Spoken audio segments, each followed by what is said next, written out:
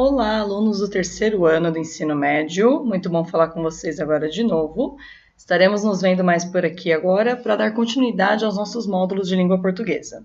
Bom, nós temos que continuar a partir do módulo 5 de língua portuguesa, onde nós paramos. Para isso eu vou aumentar um pouquinho aqui, para nós vermos direito. O módulo 5 de língua portuguesa vai tratar com vocês a respeito do gênero narrativo, tá bem? Só dando uma breve conceituada antes da gente entrar no assunto. O gênero, o texto literário, é uma expressão artística e também cultural, como nós já vimos em módulos anteriores. Portanto, a capacidade da interpretação dele se dá pelo contexto e por elementos específicos do texto. Ou seja, sabendo que tipo de texto que é, conhecendo as características, você já pode classificá-lo como texto de um gênero ou de outro, mesmo ambos sendo literários, tá bem? Normalmente, nós dividimos os textos literários em 3 grupos, de acordo com as estruturas que eles apresentam. O primeiro grupo é o narrativo, o segundo é o lírico e o terceiro o dramático. Neste módulo, nós nos atentaremos ao primeiro grupo deles, que é o grupo do gênero narrativo, tá bem? O gênero narrativo é o que mais cresce no mundo, tá? A maioria dos livros é escrita a partir do gênero literário narrativo. O texto escrito em prosa, como o romance, o conto, a própria prosa, a crônica, vários deles são considerados gêneros narrativos. Ele tem um caráter ficcional, ou seja, é um mundo criado pelo autor. Não é exatamente um mundo real, mas um mundo que ele recriou a partir de uma realidade que ele viu ou que ele imaginou. Ele expõe uma sequência de fatos e ações. Bom, algumas vezes a gente falou a respeito disso, textos narrativos, eles sempre tratam de uma sequência de ações ou de fatos. É o que diferencia ele dos demais.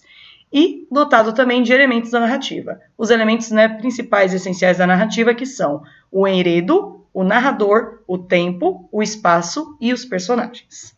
Continuando, os elementos do gênero narrativo. Nós veremos um por um dos elementos, tá bem? Primeiro deles é o enredo. O enredo é a história em si que será contada. Ela se pauta sempre na verossimilhança. Por quê? Porque é uma história de ficção. A verossimilhança é aquilo que se aproxima da realidade, mas não é a realidade.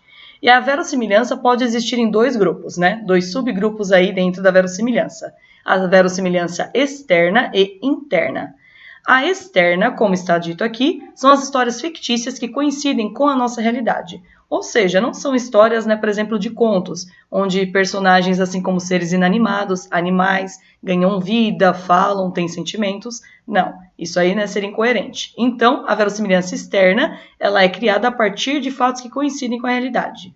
E a verossimilhança interna são os enredos que fazem sentido dentro da própria narrativa, mas contêm absurdos em relação ao mundo real. Ou seja, se a gente pegar um conto bem comum para vocês. A cigarra e a formiga, por exemplo. São 2 animais e dentro do conto eles têm vida, eles têm, como assim dizer, um objetivo, uma profissão, e os 2 falam e têm sentimentos e pensamentos críticos. Porém, no mundo real isso não existe, mas dentro da história faz todo sentido, dentro do conto, porque é uma verossimilhança interna, tá bem? Continuando, os componentes do enredo. O enredo tem a seguinte sequência de componentes. Primeiro é a apresentação. Qual que é a apresentação? Onde primeiro nós temos os dados do mundo ficcional. Quando você começa a ler um livro, por exemplo, você começa a ver um filme, nós temos ali de cara quem? Os principais personagens, a situação que aparece, como está a situação ali com todos os personagens e assim por diante. Em seguida vem a complicação. É o momento em que se quebra essa normalidade, o momento em que se quebra a estabilidade apresentada inicialmente, tá? Gerando o conflito da história. Aí nós temos o clímax, que é o ponto máximo da ficção, ou seja, aquele ponto mais alto, aquele tchan da história do filme, que você sabe que dali vai caminhar para um desfecho, seja ele bom ou ruim. E por último, o desfecho, que já vem automaticamente depois do clímax, onde se apresenta a situação de normalidade final, que pode ser igual ou diferente da normalidade inicial, tá bem? Os elementos do gênero narrativo, continuando o próximo elemento, já vimos enredo, agora o narrador. Narrador não é o mesmo que autor. Nós precisamos que essa diferença fique muito clara para vocês, tá? Narrador e autor são pessoas diferentes. Narrador é quem está contando a história, o autor é quem compôs a obra, tá bem? O foco narrativo. Nós temos aí os focos narrativos, dividem-se em 2 grupos principais, que é a primeira pessoa eu, terceira pessoa ele. Mas de cada um nós temos duas vertentes. Podemos ter a primeira pessoa personagem, que é aquele narrador personagem que participa. Primeira pessoa personagem secundário, ele não participa da história, mas está sempre por ali. Terceira pessoa, onisciente, né? Ele somente, né, vê, sente algumas coisas, mas está fora da história. E a terceira pessoa, observador. Ele é totalmente indiferente à história. Ele só observa mesmo tudo que acontece e narra como se fosse com uma outra pessoa, porque ele não está envolvido. Os tipos do discurso. Nós temos 3 tipos aí de discurso. O discurso direto é aquele que o personagem assume o texto no lugar do narrador. De uma forma mais simplificada, é aquele texto em que você está lendo, por exemplo, né? Temos aqui um exemplo na página, vamos lá.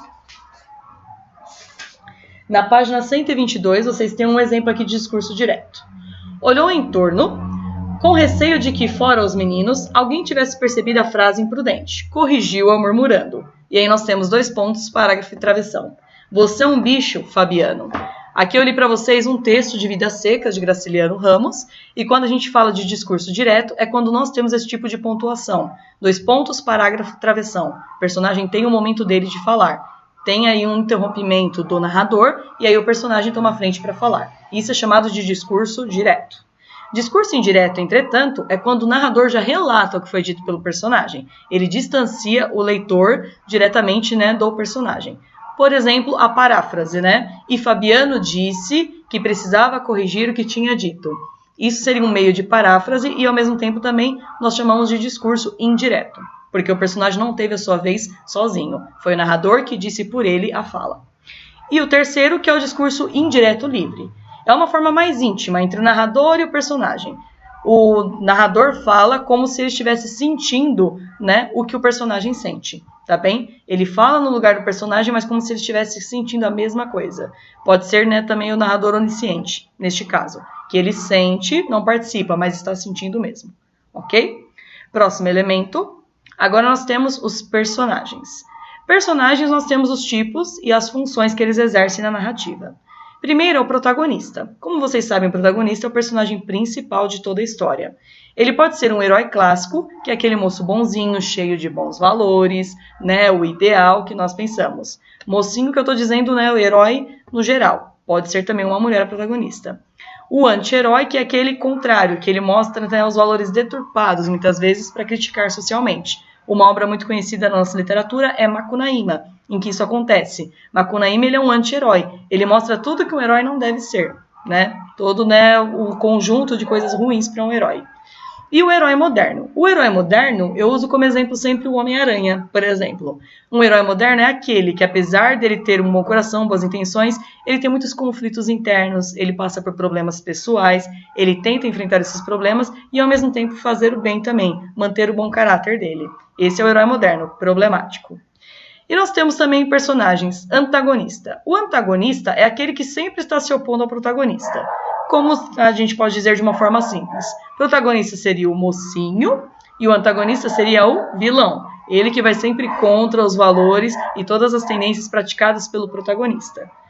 E o personagem secundário. Todas as histórias têm personagens secundários. Algumas histórias têm vários personagens que são secundários.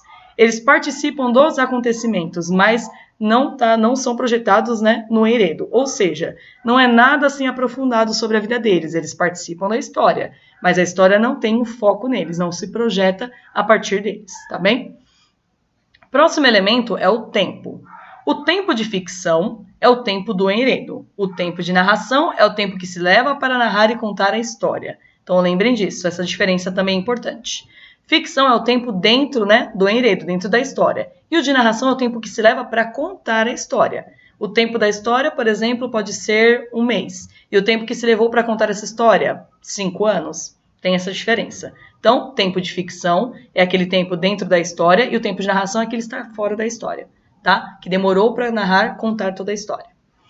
A abordagem do tempo pode ser de 2 formas, cronológica ou psicológica. A cronológica ela é bem objetiva, ela é medida através de minutos, horas, anos, ou seja, segue uma sequência de fatos, né? Hoje segunda, amanhã terça, depois quarta e assim por diante. E acontece a narrativa nessa forma, nesta ordem.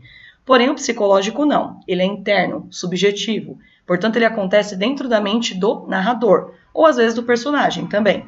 Então, ele não tem nenhuma medida certa, ele pode ir para o passado, voltar para o presente. Um exemplo de narrador, né, de tempo cronológico, que o narrador fez esse uso, foi Memórias Póstumas de Brás Cubas, obra do Machado de Assis, que ele faz uso do tempo psicológico o tempo inteiro, tá bem?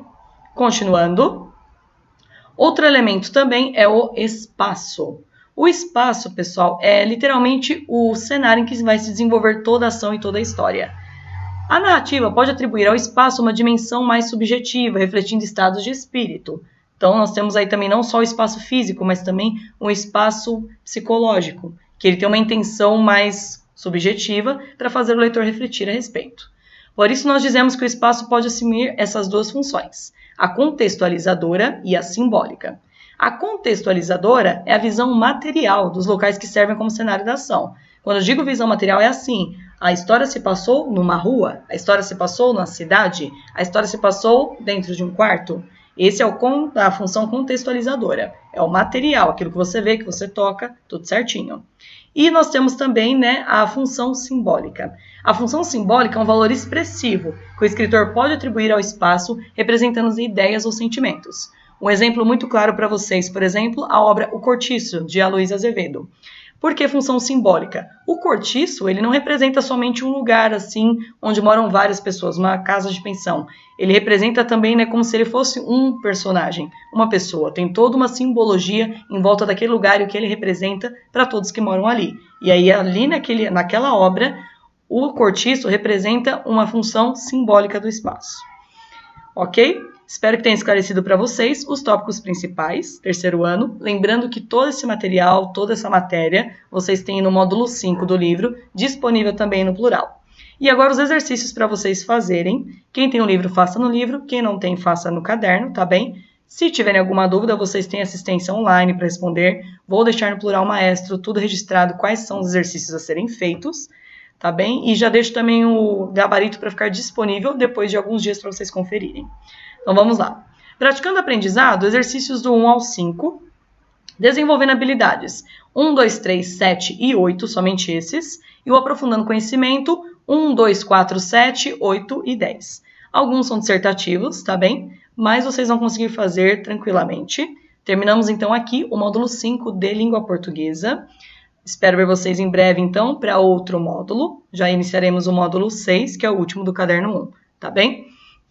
Espero não tenha ficado nenhuma dúvida. Caso tenha ficado também, depois vocês podem colocar nos comentários. Continuem lavando as mãos, se higienizando, fiquem bem e até a próxima.